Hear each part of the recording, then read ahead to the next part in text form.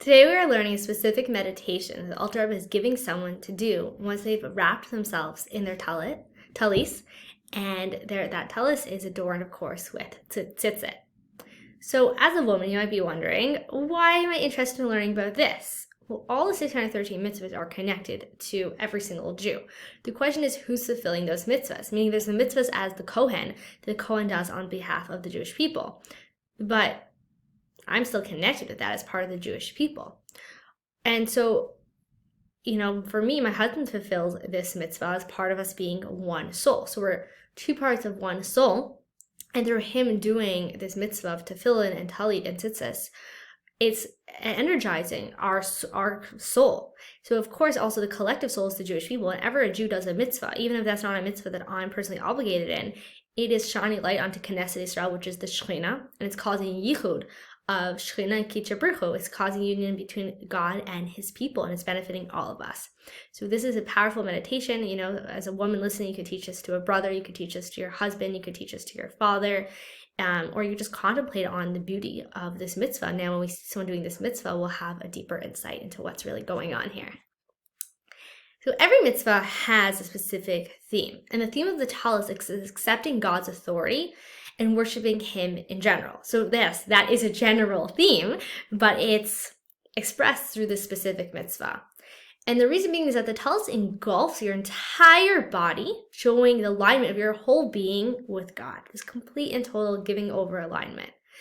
This consciousness is similar to the commandment, you'll surely set a king over yourself. It's really just giving yourself over in an all-encompassing way.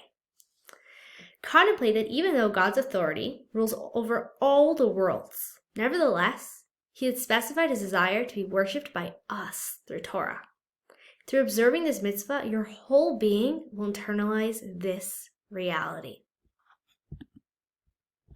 But what if a person does these meditations that we've been doing the last couple of days, and they feel nothing? And maybe they even feel worse. It's like, wow, I'm contemplating giving my whole being over for God and uniting my das with God's das and my heart with God's love. And I'm really trying to unite myself and I'm feeling nothing. So what does that mean? Where does that leave a person? So not to worry, literally no worries at all. If a person is doing these two things, A, accepting God's kingship over themselves. They're saying, yes, God is the king and I want to serve the king. And secondly, they're contemplating these ideas that would bring awe.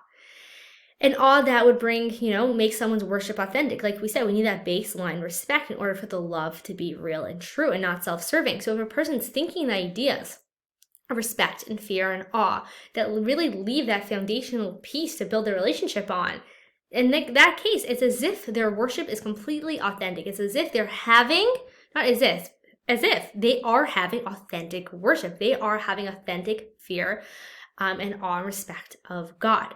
One of the most beautiful things that the Alter Rebbe brings us in Tanya is that it's okay to be real. It's okay to say, I don't feel anything.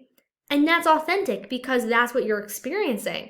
But it doesn't leave us off the hook if I don't feel anything, so I don't have to do it. It's like, no, I can still think the thoughts that would make me feel something. And even though I'm not feeling something, that's okay. Meaning, what are we responsible for?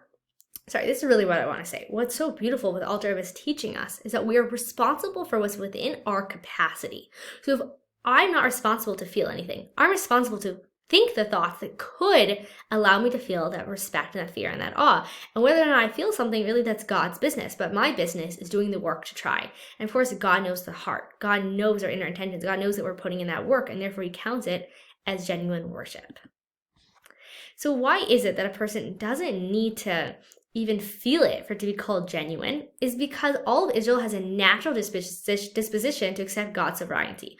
We are part of God. We know that in our core of our being, our baseline, our instinct even is to really just surrender to Ein Sof, is to really connect to above and know that there's all-pervading reality that we're encompassed by, is to really feel the yoke of heaven.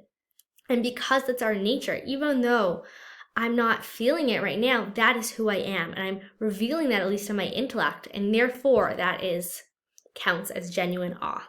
Thank you for taking the time to explore today's Tanya together.